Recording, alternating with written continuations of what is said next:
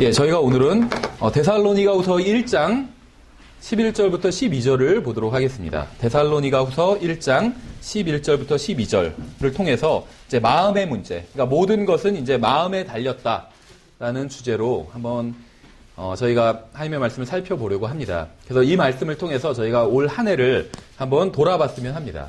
그래서 제가 여러 번 말씀드리는 거지만 사실 성경을 잘 읽는 방법이 여러 가지가 있겠죠. 또 설교를 잘 듣는 방법. 그러니까 이왕 내가 시간을 내서 교회에 나와서 또 설교를 듣잖아요. 그렇죠. 또 성경 공부를 하고 또 혼자 개인적으로 또 성경을 읽잖아요. 그럴 때 가장 효과적으로 하는 방법은 무엇이냐면 이 말씀을 통해서 다른 사람이 아니라 나 자신을 비춰보는 겁니다. 거울과 같기 때문에. 그러니까 성경의 모든 말씀이 다 나에 대해서 하시는 말씀은 아니죠. 하지만 나를 비춰볼 수는 있어요. 이 말씀을 통해서. 이게 다른 사람에게 하시는 말씀이지만 나에게는 어떻게 적용될까 이렇게 비춰볼 수가 있겠죠. 근데 오늘 우리가 살펴보는 말씀들은 다 우리에게 하시는 말씀이에요. 그러니까 신약 교회에 속한 성도들에게 하시는 말씀입니다. 그래서 이 말씀을 가지고 다른 사람을 판단하지 말고 나 자신, 본인 스스로를 한번 점검해 보셨으면 좋겠습니다. 그래서 우리가 신약 성경에서 오늘 좀 여러 구절을 한번 찾아보고 또 이 구절들이 마음에 대해서 무엇이라고 말씀하고 있는지 한번 찾아보도록 하겠습니다. 먼저 데살로니가후서 1장 11절부터 12절 저희가 한번 찾으셨으면 다 같이 읽어보도록 하겠습니다. 시작.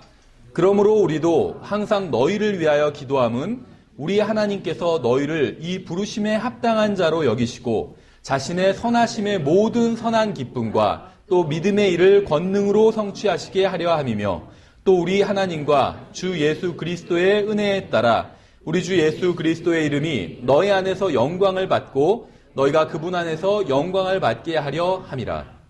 여기서도 사실 이제 내용이 무엇이냐면 바울이 기도한 내용이거든요. 너희를 위하여 기도함은 하면서 이제 어떤 내용을 기도했는지가 나오죠. 그래서 우리가 다른 성도들을 위해서 기도를 해야 되는데 무엇을 그 성도를 위해서 어떤 걸 구해도 다 좋습니다. 하지만 가장 우리가 먼저 구해야 될 것들은 성경에 보면 바울이 지금 다른 성도들을 위해서 간구하고 있는 것들, 이런 것들을 먼저 구한다면 우리가 보다 더 성경적인 기도를 할 수가 있겠죠. 그래서 우리가 성경적인 기도라는 게 다른 게 아니라 성경에 보면 특히 신약 성경, 또 바울 서신에 보면 바울이 다른 성도들을 위해서 간구했던 것들이 있어요. 그래서 우리도 동일하게 이런 것들을 먼저 간구를 해야 되겠죠. 근데 이런 다른 성도들을 위해서 간구하는 것들을 보면 대부분은 사실 물질적인 어떤 물리적인 건 없어요. 여기 보시는 것처럼 그 사람 안에서 하나님께서 영광을 받으시고 이런 것들을 대부분 구했죠. 대부분 영적인 복과 관련이 있습니다.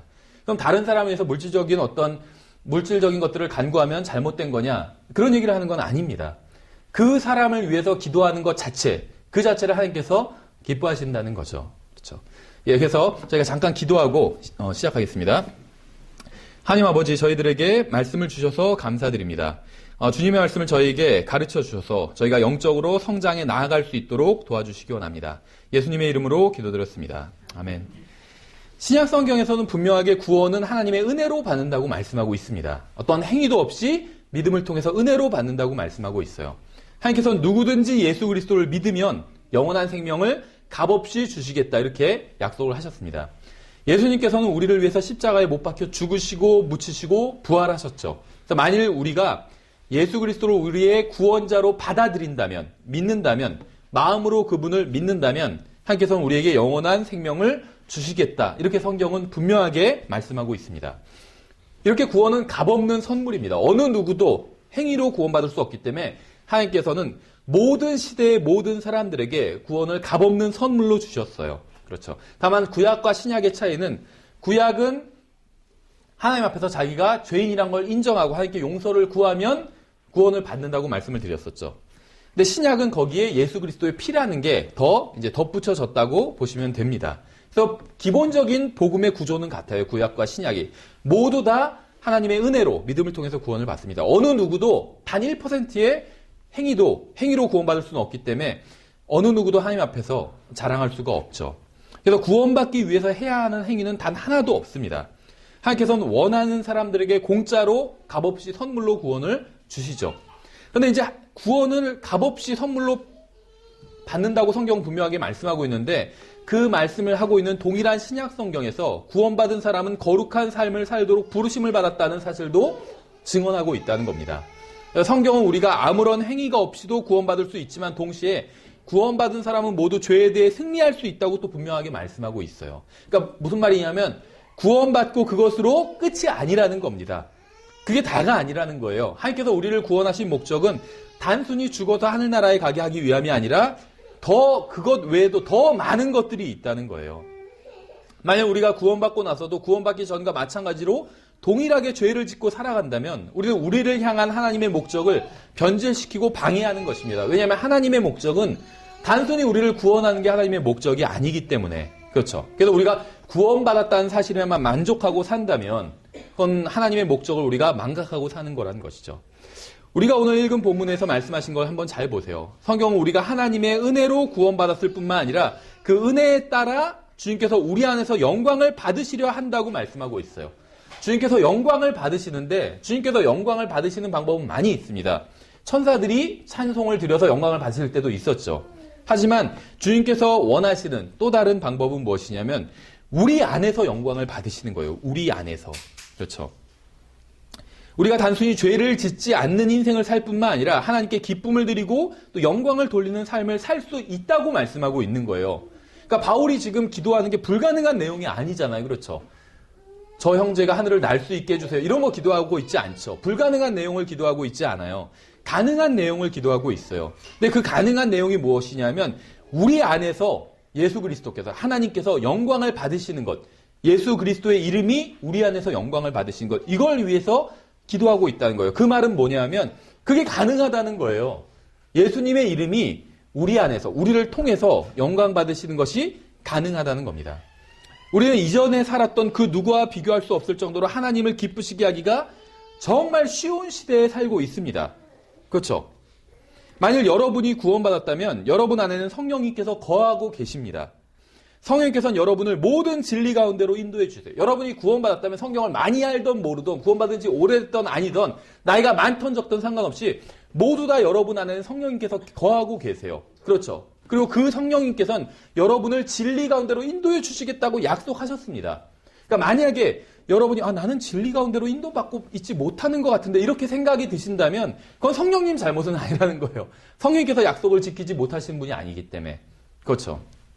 여러분이 하나님께 기쁨을 드리는 삶을 살 수 있도록 도와주시고 성령님은 능력을 공급해 주실 겁니다.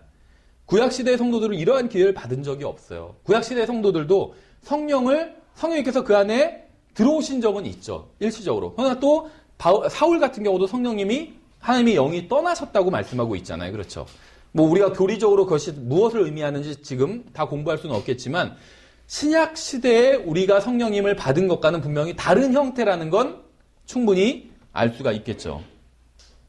또 우리는 성령님만 받았을 뿐만이 아니라 우리의 언어로 된 하나님의 말씀을 가지고 있습니다. 우리가 이해하기 쉬운 우리의 언어로 된 하나님의 말씀을 가지고 있어요. 그렇죠. 구약시대의 모든 성도들이 다 하나님의 말씀을 가지고 있었던 건 아니었어요. 그렇죠. 또 신약시대에도 1900년 이전에는 평범한 모든 사람들이 다 하나님의 말씀을 가지고 있었던 게 또 아니었습니다. 특히 인쇄술이 발명되기 전에는 성경을 매 개인이 다 가지고 있을 수는 없었다는 거예요. 그렇죠. 가정이 갖고 있을 수도 없었어요. 그러니까 모임에서 하나씩 갖고 있고 그런 식으로 갖고 있을 수밖에 없었다는 거죠. 성경 자체가 엄청난 가격이 엄청나게 높았었기 때문에 처음에 인쇄술이 발명돼서 킹제임스 성경이 출간에 나왔을 때도 마찬가지였어요. 성경 자체의 가격이 지금으로 치면 차 한 대 가격보다 훨씬 더 큰 그런 금액이었다는 거죠. 개인이 성경을 소유할 수가 없었다는 겁니다. 그래서 성경에서도 사도 바울이 편지를 돌려보라고 얘기하고 있잖아요. 그렇죠. 사람들이 성경을 돌려봤다는 거예요. 근데 우리는 다르죠. 우리는 다 성경을 가지고 있잖아요. 근데 한 권만 갖고 있는 것도 아니에요. 저도 집에 지금 이 보존된 성경, 킹제임스 성경, 영어 성경만 해도 한 40권이 있을 거예요. 한글 성경도 많이 있고, 흥정형 성경이. 종류별로 다 있잖아요. 그렇죠. 2000년간, 기독교 역사 2000년간 이런 풍요를 누리면서 사는 사람이 없었다는 겁니다. 또 인류 역사 6000년간 이런 풍요를 누리면서 사는 사람이 없었다는 거예요. 저도 최근에 어떤 누가 어떤 사이트를 소개해줘서, 자세히 들어가서 본 건 아니고 대충 설명만 봤는데 어떤 사이트냐 하면, 자기의 지금 상황을 입력하면 전 세계의 상위 몇 %인지가 나오는 사이트예요. 그런데 연봉 3,600만 원이 전 세계에서 몇 %인 줄 아세요? 1% 아니에요. 0. 몇 %에 들어가더라고요. 연봉 2,500만 해도 2%, 3%인데요. 퍼센트지가 5%도 넘어가지 않아요. 전 세계적으로 보면. 그렇죠. 그러니까 우리나라나 미국이나 이런 데 사는 사람들은 사실 엄청난 부를 누리고 있는 거예요. 그렇죠. 그래서 왜 세계가 100명의 마을이라면 이런 책이 있잖아요. 거기도 보면 집이 있고 집안에 화장실이 있고 또 차가 있고 컴퓨터가 있고 이런 사람은 상위 5% 안에 다 들어가요. 우리는 엄청난 부를 누리고 있어요. 하나님의 말씀에 있어서도 그렇고 인터넷 켜고 사이트 찾고 그러면 하나님의 말씀을 공부할 수 있는 재료가 지금 너무나도 많이 있어요. 그렇죠. 재료가 없어서 내가 성경 공부 못하겠다. 지금은 그런 얘기를 할 수가 없습니다. 강의도 많고 성경 공부 자료도 많고 책도 많고 성경 자체도 너무나도 쉽게 구하고 인터넷엔 다 개방돼 있어요. 흠정역 성경도 없고 영어 킹제임 성경도 없고 모든 본문이 파일이 다 올라와 있어요. 누구나 다 이용할 수 있게. 우리가 이 말씀을 읽고 연구한다면 우리가 하나님의 뜻대로 완벽한 삶을 살 수 있습니다. 모든 환경이 조건이 완벽하다는 거예요. 지난 시대에 살았던 대부분의 사람들은 이러한 기회와 조건을 가진 적이 없습니다. 우리는 진리를 알 수 있는 많은 도구와 기회를 가지고 있어요. 또 자유롭게 교회에 갈 수 있고 성경을 읽을 수도 있습니다. 누가 뭐라고 하지 않아요. 성경 읽는다고. 또 교회 간다고 해서 누가 뭐라고 하는 사람도 없습니다. 자유롭게 복음을 전할 수도 있어요. 누가 욕은 하겠지만 감옥에 가거나 재산을 몰수당하거나 그러지는 않는다는 겁니다. 또 기도 모임도 자유롭게 가질 수도 있어요. 또 우리는 자유롭게 하나님을 믿고 섬길 수 있는 기회를 가지고 있습니다. 이러한 자유는 지난 시대의 사람들은 대부분 가지지 못했던 것들이고 지금도 수많은 사람들이 이러한 자유를 가지고 있지 못합니다. 우리는 그 어느 시대보다 주님을 더 잘 섬기고 하나님의 뜻대로 살 수 있는 시대와 지역에 살고 있어요. 그렇죠. 지금 같은 시대를 할지라도 북한 지역에선 하나님을 자유롭게 섬기진 못하잖아요. 그렇죠. 근데 우리는 하나님을 자유롭게 섬길 수 있는 시대와 또 하나님을 자유롭게 섬길 수 있는 지역에 살고 있다는 거죠. 누구든지 자기가 원하기만 한다면 하나님의 뜻대로 살 수 있다는 겁니다. 그렇죠. 근데 다른 한편으로는 우리는 그 어느 시대보다 주님을 섬기고 하나님의 뜻대로 살기 어려운 시대와 지역에 살고 있기도 합니다. 왜 그럴까요? 예를 들면 북한과 지금 우리나라 남한을 비교하면 이쪽 남쪽 지역, 그러니까 대한민국이 하나님을 자유롭게 섬길 수 있는 국가죠. 북한은 자유롭게 섬길 수가 없어요. 그렇죠. 독재 국가고 세계에서 유례가 없는 독재 국가이기 때문에. 근데 만약에 북한에도 그리스도인들이 있잖아요. 저는 북한의 그리스도인과 남한의 대한민국의 그리스도인들이 그리스도의 심판석 앞에 서면 어떻게 될까 한번 생각을 해본 적이 있어요. 북한의 그리스도인들이 훨씬 더 상급을 많이 받을 거라고 생각을 합니다. 대한민국의 그리스도인들은 하나님을 자유롭게 섬길 자유와 기회와 조건을 가지고 있지만 다른 한편으론 이 세상에 어떤 풍요가 너무나도 많기 때문에 그렇죠. 관심을 가질 만한 것들이 너무나도 많기 때문에 어떻게 보면 하나님을 또 제대로 섬기기가 어려운 지역에 살고 있다고 할 수도 있겠죠. 시대도 마찬가지예요. 이전 시대는 굉장히 단순했잖아요. 그렇죠. 근데 지금 시대는 굉장히 복잡한 시대가 되었어요. 그러니까 하나님 말고도 관심을 가질 만한 게 너무나도 많다는 거죠. 인터넷도 그렇고 TV도 그렇고 그렇죠. 그러니까 다른 한편으로 보면 우리는 그 어느 때보다도 하나님을 기쁘시게 해드리기가 어려운 시대에 살고 있다는 거죠.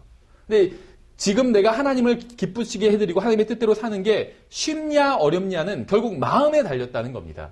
그렇죠. 우리가 예수님께서 십자가 위에서 돌아가시기 전에 살았다고 한번 가정을 해볼게요. 우리가 구약시대에 살던 율법 아래에 있던 유대인들이라고 한번 가정을 해보겠습니다. 우리는 정기적으로 회당에 모여서 하나님에 대해서 배우고 경배를 드려야 했을 겁니다. 만약 우리가 율법에 기록된 대로 살지 않는다면 돌에 맞아 죽어야 했을 거예요. 그렇죠. 구약시대에는. 율법 아래에서는 불효를 하는 자식은 죽임을 당했습니다. 반항하는 아들, 자기 반항하는 아들이라고 공개적으로 선포하면은 마을에 있는 사람들이 돌로 쳐서 죽였어요. 성경에 나와요, 율법에. 이런 식으로 만약에 반항아들을 해결한다면 학교 폭력 이런 거 다 사라지겠죠. 부정한 여인도 죽임을 당했어요. 도둑질을 하거나 간음을 해도 죽임을 당했습니다. 우리는 어떤 의미에서 성적 부도덕에 대해서 경고를 해요. 교회에서. 그렇죠. 설교자들도 설교를 하고 간음과 음행에 대해서 경고를 합니다. 하지만 누군가 그런 짓을 했다고 해서 법적으로 처리할 수는 없어요. 교회에선. 생각해보세요. 간음, 음행 이런 거 했다고 해서 법적으로 처벌할 수는 없다는 거예요. 지금 간음에 대해서 우리나라도 간음죄가 있지만 이거는 형법전에 이름만 올려있지 실제로 간음죄로 처벌받는 사람은 거의 없거든요. 그러니까 간통으로 처벌받는 사람은 거의 없거든요. 처벌하기가 너무나 힘들고 실제 처벌 안 한다는 거예요. 그러니까 낙태죄로 처벌받는 사람은 거의 없는 것처럼. 그러니까 이런 죄를 짓는 사람에 대해서 교회에선 경고하고 성경에 보면 엄청 큰 죄인데 우리가 처벌할 방법은 없다는 겁니다. 그렇죠? 구약시대는 원하지 않아도 강제로 율법을 지키지 않으면 안 됐었어요. 그래서 강제로 무엇인가를 할 수밖에 없었습니다. 근데 오늘날에도 형벌이나 벌금 같은 것들이 있긴 있습니다. 그래서 이러한 것들은 사람들이 마음대로 어떤 것이든 하지 못하게 막는 역할을 하고 있죠. 근데 이제 교회는 다르다는 겁니다. 교회에서는 사람들이 바르게 살도록 하나님의 뜻대로 살도록 강요할 수는 없다는 거예요. 만일 우리 교회에서 누군가 간음을 하거나 음행을 한다면 엄청난 죄를 지은 거지만 우리 교회를 떠나달라고 말할 수밖에 없어요. 그렇죠? 그 사람 간음했다고 해서 음행했다고 해서 교회에서 뭐 어떻게 린치를 가거나 이럴 수는 없잖아요. 그러니까 교회에서 할 수 있는 최고의 어떤 징계는 교회를 떠나라고 이렇게 하는 것밖에 없다는 거죠. 그게 이제 교회의 징계의 전부라는 겁니다. 하지만 그렇게 우리 교회에서 쫓겨나도 다닐 교회는 많아요. 그렇죠? 누가 그런 거 무서워하지 않는다는 거예요. 뭐 여기 아니면 갈 교회 없을 줄 알고 다른 교회 간다는 겁니다. 그 다음에 과거에 어떤 짓을 저질렀건 상관없이 환영하는 교회는 얼마든지 많이 있다는 거예요. 지금은 지역교회 회원이 된다는 것에 큰 의미를 두지 않는 시대입니다. 지역교회 회원 자격을 박탈한다고 해서 혹은 어떤 주지 않는다고 해서 두려워하는 사람 아무도 없다는 겁니다. 그냥 다른 교회로 가면 그만이에요. 그렇죠? 이렇게 교회나 목사는 다른 사람을 강제로 영적이고 거룩한 삶을 살도록 할 수 있는 방법이 전혀 없다는 거예요. 영적이 되지 않으면 그러면 어떻게 하겠습니다. 뭐 징계를 하겠습니다. 이렇게 할 수 있는 방법이 거의 없다는 거예요. 그렇죠? 설교자는 청중에게 간청하고 권면하고 아니면 충고할 수 있고 또 교리와 하나님의 말씀을 가르치고 교제를 나눌 수는 있지만 억지로 거룩하게 살게 할 수는 없다는 겁니다. 그런 방법은 없어요. 신약시대는. 구약시대에는 돌로 쳤다든지 할 수 있겠지만 신약 진영 밖으로 내쫓는다든지 할 수는 있겠지만 신약시대는 전혀 방법이 없다는 겁니다. 남편이 억지로 아내를 사랑하게 할 수도 없어요. 아내가 억지로 남편에게 순종하게 할 수도 없습니다. 억지로 복음을 전하게 할 수도 없어요. 억지로 기도하게 할 수도 없고 억지로 신실하게 살도록 할 수도 없다는 겁니다.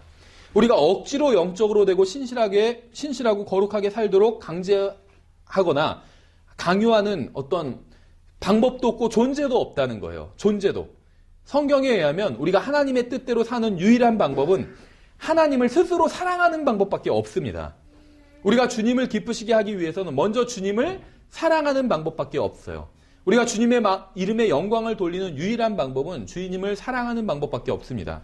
아무도 여러분을 억지로 신실하게 살게 할 수는 없습니다.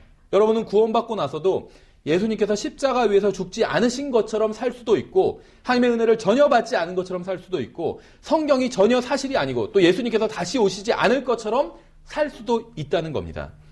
여러분은 은혜 아래에 있어요. 아무도 여러분을 바르게 살도록 만들 수 없고 강요할 수도 없습니다. 하나님도 여러분을 강제로 의롭게 살고 하나님의 뜻대로 살도록 하지는 않으실 거예요. 강제로 그렇게 하지는 않을 거라는 겁니다. 여러분이 의롭게 살고 하나님의 뜻대로 사는 유일한 방법은 하나님을 사랑하는 마음을 갖는 거예요. 이 마음만 가지고 있으면 여러분은 예수님처럼 이 세상에서도 예수님처럼 살 수 있어요. 예수님께서는 여러분이 주님을 사랑하면 주님의 계명들을 지킬 거라고 말씀하셨습니다. 주님을 사랑하면 지킨다고 말씀하셨죠. 예수님을 사랑하는 사람은 그분의 말씀대로 살고 사랑하지 않는 사람은 말씀대로 살지 않는다는 거예요. 그러니까 내가 하나님의 말씀대로 살지 않는다면 본인을 한번 생각해 보세요. 자신이 하나님의 말씀대로 살지 않는다면 그 이유는 뭐냐면 하나님을 사랑하지 않기 때문이에요. 다른 이유는 없어요. 그렇죠?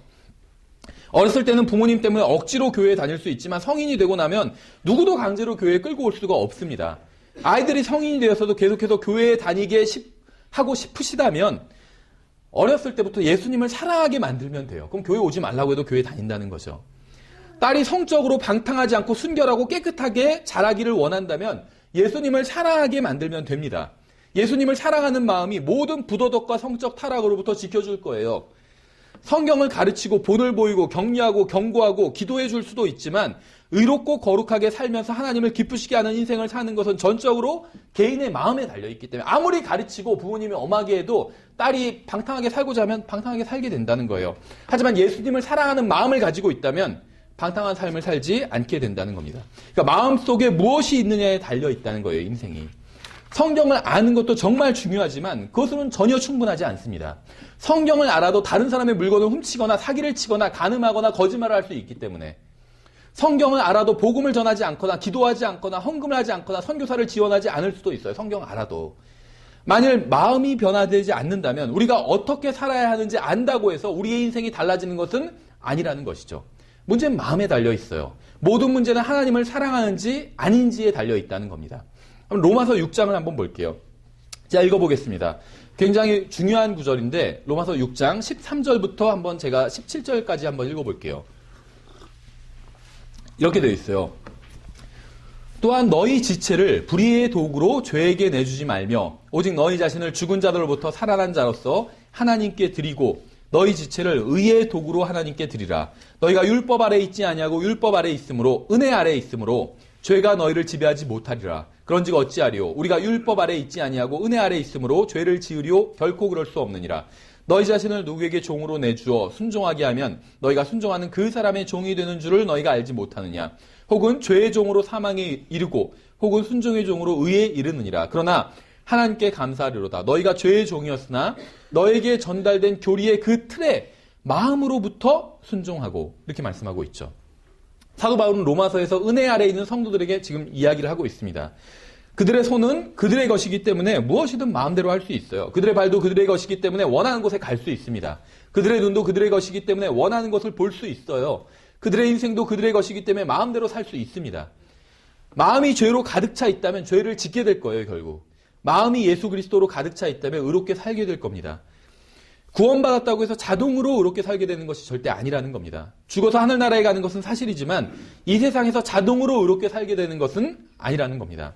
여러분의 마음은 어디에 있나요? 여러분의 마음이 무엇으로 가득 차 있나요? 로마서 6장에서 말씀하시는 문제의 본질은 단순히 옳은 일을 하느냐 잘못된 일을 하느냐가 아니라는 겁니다. 문제의 본질은 바른 마음을 가지고 있느냐 잘못된 마음을 가지고 있느냐 이게 문제의 본질이에요. 마음이 무엇으로 가득 차 있느냐 이게 문제의 본질이라는 겁니다. 자신을 사랑하는지 그런 마음으로 가득 차 있는지 하나님을 사랑하는지 누구를 사랑하느냐가 바로 문제의 본질이라는 겁니다. 여러분의 마음이 있는 곳에 여러분의 발이 가게 될 것이에요. 여러분의 마음이 원하는 것을 여러분의 눈이 보게 될 것입니다. 난 원치 않는데 저 TV 프로그램을 어쩔 수 없이 보는 거야. 이런 사람은 없다는 거죠. 자기가 보고 싶어서 보는 거예요. 여러분의 마음이 원하는 것을 여러분의 귀가 듣게 될 겁니다. 여러분의 마음은 어디에 있나요? 여러분의 마음이 변하지 않는다면 여러분의 말과 행위와 생활과 인생은 결코 변하지 않을 겁니다. 여러분이 하나님의 뜻대로 살고자 하지 않는다면 성령님도 강제로 그렇게 하실 수 없고 왕자에 앉아 계신 하나님 아버지도 강제로 그렇게 하실 수 없다는 거예요. 하나님께서는 여러분의 마음을 원하십니다. 여러분의 마음이 있는 곳에 여러분의 보물도 있어요. 구원받은 대부분의 사람들의 문제가 무엇인지 아세요? 어떤 게 주님 앞에서 바른 삶인지 알지만 그렇게 살고자 하지 않는다는 겁니다. 성경이 무엇이라고 말씀하시는지 알지만 그렇게 하고 싶어 하지는 않는다는 거예요. 구원받은 대부분의 사람들의 문제는 성경 지식이 적은 게 아니라 이것도 문제겠지만 그보다 더 큰 문제는 마음이 잘못됐다는 거예요. 마음이 잘못됐다는 것. 고린도전서 8장에서 이렇게 말씀하고 있어요. 그러나 너희가 이와 같이 형제들에게 죄를 짓고 그들의 약한 양심을 상하게 하면 그리스도께 죄를 짓느니라. 그러므로 만일 음식이 내 형제를 실족하게 하면 나는 세상이 서 있는 한 고기를 먹지 아니하여 내 형제가 실족하지 아니하게 하리라. 바울은 고린도전서 8장의 결론을 내리면서 이렇게 지금 이 얘기를 하고 있어요. 자신은 이제 구약의 율법 아래 있지 않기 때문에 원하는 것은 무엇이든지 먹을 수 있지만 다른 형제 자매들을 실족하게 하는 것이라면 무엇이든 하지 않고 먹지 않겠다는 겁니다. 왜냐하면 바울은 음식보다 형제를 더 사랑하기 때문에 사도 바울은 그리스도의 사랑이 자신의 마음에 부어졌다고 증언했습니다. 똑같은 하나님의 말씀을 읽고도 그 말씀대로 살고자 하는 사람이 있고 자신에게 너무 무리한 요구를 한다고 생각하는 사람이 있어요. 그렇죠. 이거는 교리적인 문제가 아니라 마음의 문제라는 것이죠. 누구를 사랑하는가의 문제라는 것입니다. 잘 생각해 보세요. 마귀는 여러분이 죄를 짓든 말든 전혀 상관없어요. 그건 마귀의 관심사가 아닙니다. 시험은 죄를 짓는 것과 관련이 없어요. 시험. 우리가 어떤 일로 시험을 당한다 이런 얘기를 하죠. 시험은 죄를 짓는 것과 관련이 없습니다. 죄를 짓는지 짓지 않는지를 시험하는 게 아니기 때문에 성경에서 말씀하시는 것은. 사실 엄격하게 얘기하자면 죄는 죄를 짓는 것과 관련이 없어요. 좀 이상한 말이지만 야고보서 1장에 굉장히 시험과 관련해서 정말 중요한 말씀이 있습니다. 야고보서 1장 12절 13절인데 잘 아시는 구절인데 한번 들어보세요. 잘. 시험을 견디는 자는, 지금 시험에 대한 얘기를 하죠. 시험을 견디는 자는 복이 있나니 그가 단련을 받은 뒤에 주께서 자신을 사랑하는 자들에게 약속하신 생명의 관을 받으리라. 아무도 자기가 시험을 받을 때 내가 하나님께 시험을 받는다 하지 말라. 하나님께서는 악으로 시험을 받지도 아니하시고 친히 아무도 시험하지 아니하시느니라. 근데 시험을 견디는 자는 복이 있나니 그가 단련을 받은 뒤에 주께서 자신을 사랑하는 자들에게 약속하신 생명의 관을 받는다. 이렇게 말씀하고 있죠. 예를 들어보면 한 남자가 있어요. 자신의 아내를 사랑합니다. 항상 아내를 사랑한다고 이야기를 합니다. 성경이 말씀하신 대로 아내를 사랑해야 한다는 사실도 아주 잘 알고 있어요. 그런데 이제 먼 지역으로 출장을 갔습니다. 근데 거기서 어떤 여자를 만났어요. 아주 매력적인 여자를. 그 매력적인 여자가 이 남자를 유혹을 합니다. 이런 상황에서 이 남자가 시험받는 것은 육신의 정욕이 아니에요. 음행을 즐기는지에 관한 시험도 아닙니다. 그럼 무엇에 대한 시험이냐면, 그러니까 먼 지역에서 아내가 없는 상황에서 어떤 매력적인 여자가 유혹을 해왔어요. 그럼 이 남자는 시험에 든 거죠. 근데 무엇에 대한 시험이냐면 아내를 사랑하는지에 관한 시험이라는 것이죠. 그렇죠. 만일 이 남자가 아내를 진정으로 사랑한다면 이 여자가 아무리 유혹을 해도 넘어가지 않을 거예요. 그렇죠. 그러니까 죄에 대한 시험이 아니라는 거예요. 시험은 사랑하느냐에 대한 시험이라는 것이죠. 이 여자가 어떻게 해도 아내를 사랑한다면 결코 유혹에 넘어가지 않을 겁니다. 이 남자는 간통이라는 죄로부터 이 남자를 지켜주는 것은 어떤 지식이 아니에요. 간통하면 안 돼. 이런 지식이 아니라 아내에 대한 사랑이라는 것이죠. 간통이 나쁘다는 거 모르는 사람이 어디 있어요? 다 알지. 간통 괜찮아. 아이들한테 너희도 나중에 간통해. 이렇게 가르치는 부모는 없어. 다 나쁘다고 생각해요. 그러나 간통하는 사람들이 있죠. 그렇죠. 시험에 올 때 무너져 버리는 거예요. 근데 아내를 아니면 남편을 사랑하는 사람이라면 어떤 상황에서도 간통하지 않을 거라는 거죠. 그러니까 시험이란 건 무엇이냐면 사랑에 대한 시험이라는 거예요. 그래서 성경에서도 시험이라는 말을 하면서 하나님을 사랑하는 자들에 대한 이야기를 하고 있죠. 시험은 돈이나 이성의 유혹이나 정욕이나 욕심에 대한 것이 아니라 하나님을 사랑하는지에 대한 게 시험입니다. 마귀가 우리를 시험하는 것은 우리가 죄를 짓게 하기 위함이 아니라 우리가 하나님을 사랑하지 않는다는 것을 보여주기 위해서 우리를 시험하는 거예요. 욥기에도 그 내용이 나와요. 마귀는 우리가 죄를 짓는지 아닌지에 대해서는 관심이 없어요. 마귀가 관심을 갖는 것은 우리가 진정으로 예수 그리스도를 사랑하는지 여부입니다. 우리가 진정으로 예수님을 사랑한다면 어떤 종류의 시험이 오는지는 전혀 문제가 되지 않아요. 그래서 성경은 실제로 죄를 짓지 않아도 죄를 짓고자 하는 마음만으로도 영적으로 가늠한 것이나 마찬가지라고 말씀하고 있는 것이죠. 왜냐하면 사랑은 마음과 관련이 있기 때문에. 우리는 예수 그리스도와 정혼한 사이인데 다른 것에 마음이 가 있습니다. 다른 사람에게 마음을 빼앗긴 채 살아가고 있어요. 예수님께서 우리를 위해서 피를 흘리고 죽으셨어요. 자신의 인생을 우리를 위해서 온전히 내어주셨습니다. 우리는 언젠가 그분과 남편과 아내의 관계처럼 친밀한 관계로 영원히 교제를 나누며 살아가게 될 겁니다. 그런데 우리는 다른 것에 마음이 뺏긴 채 살아가고 있다는 거예요. 생각해 보세요. 요한복음 이제 마지막 부분을 보시면 예수님께서 베드로에게 나타나서 말씀을 하시죠. 베드로가 예수님을 배반하고 부인하고 도망간 이후에 부활하시고 나서 예수님께서 베드로를 만나셨을 때 예수님이 뭐라고 물으셨는지 아세요? 기억나세요? 내가 왜 나를 부인했느냐? 이렇게 묻지 않으셔서 저 같으면 그렇게 물었을 거예요. 그때 내가 너랑 나랑 눈 마주치지 않았냐? 너 왜 그때 나를 부인했느냐? 이렇게 묻지 않으셨어요. 막 베드로가 저주하면서 부인했죠. 왜 저주까지 했냐? 정말 죽음이 두려웠으면 그냥 부인하고 도망가고 말지 왜 저주까지 했냐? 이렇게 묻지도 않으셨습니다. 왜 나를 버리고 도망갔냐? 내가 그때 얼마나 배신감 느꼈는지 아느냐? 이렇게 묻지도 않으셨어요. 왜 옛 직업으로 돌아갔느냐? 이렇게 묻지도 않으셨습니다. 예수님께서 베드로에게 무엇이라고 물으셨어요? 베드로는 시험에 무너지고 만 거죠. 근데 예수님께서 무엇이라고 물으셨냐면 베드로야 네가 나를 사랑하느냐? 이렇게 물으셨어요. 왜냐하면 베드로는 사랑하는 그 시험에서 실패했기 때문에 만일 베드로가 예수님을 사랑했다면 예수님을 부인하지도 않았을 것이고 예수님을 버리고 도망가지도 않았을 것이기 때문입니다.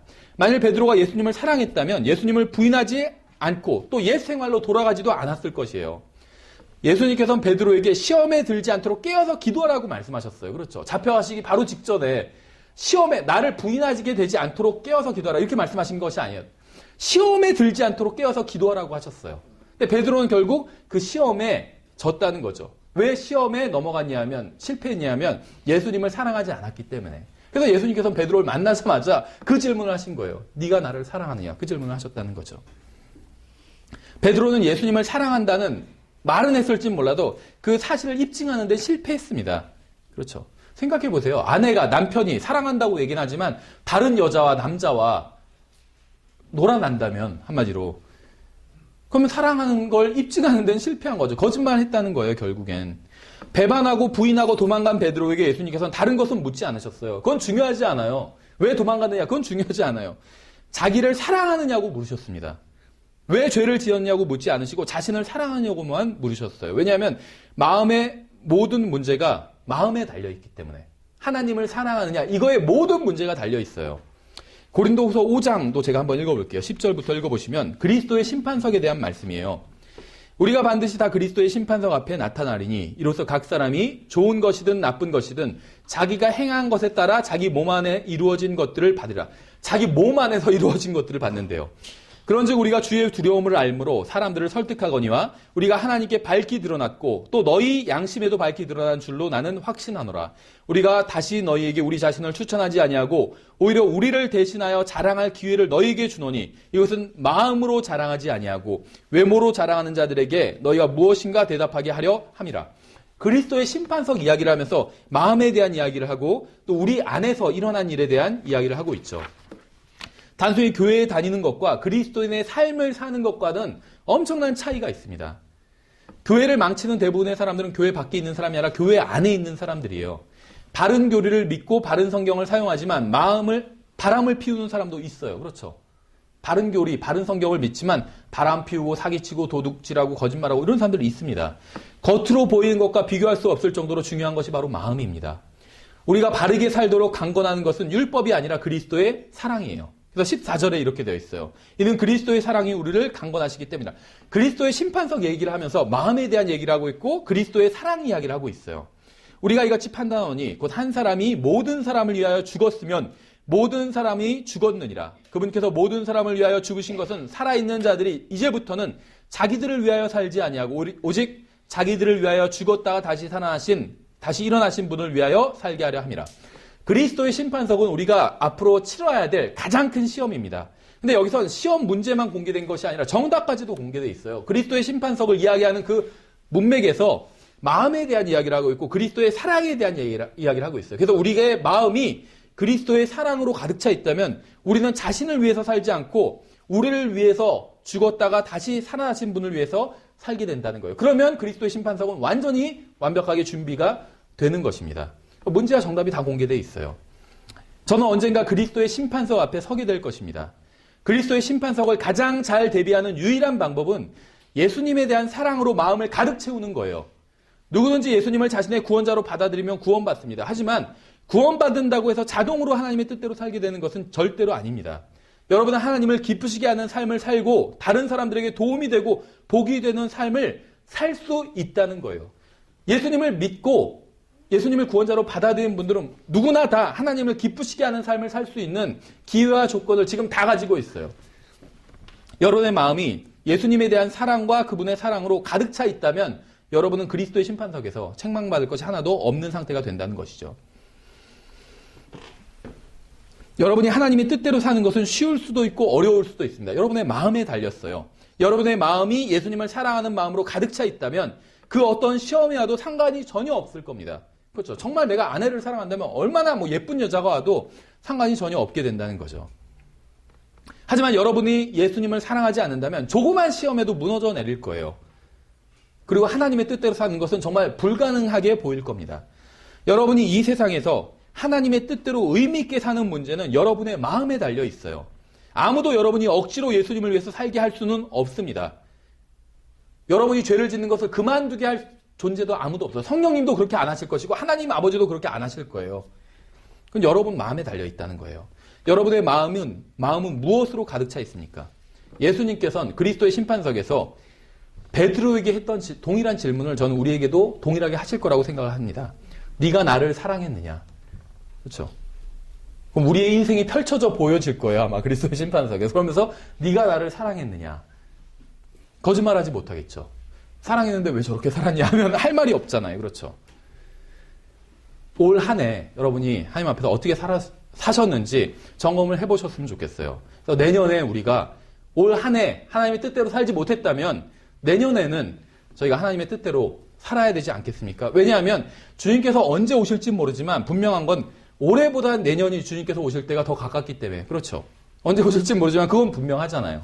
매 해가 갈수록, 매 날이 갈수록 주님께서 오실 때는 더 가까워진다는 거죠. 이 질문에 어떻게 대답할지, 내가 나를 사랑하느냐, 이 질문에 어떻게 대답할지 지금 여러분이 지금부터 준비를 하셔야 됩니다. 그것이 인생을 가장 현명하게 사는 방법이라고 믿습니다. 예, 여기까지 하겠습니다. 예, 잠깐 기도하고 마치겠습니다. 하나님 아버지, 저희들에게 주신 말씀으로 인해서 감사드립니다. 주님, 저희들이 주님의 말씀을 통해서 저희 자신이 정말 주님을 사랑하는지 돌아볼 수 있도록 주님 도와주시기 원합니다. 정말 저희가 이 세상의 일시적인 것들로 마음이 빼앗기지 않고 정말 영원한 것들, 또 저희들에게 영원한 생명을 주신 주님으로 저희의 마음이 충만할 수 있도록 주님 역사해 주시기 원합니다. 감사드리며 예수님의 이름으로 기도드렸습니다. 아멘.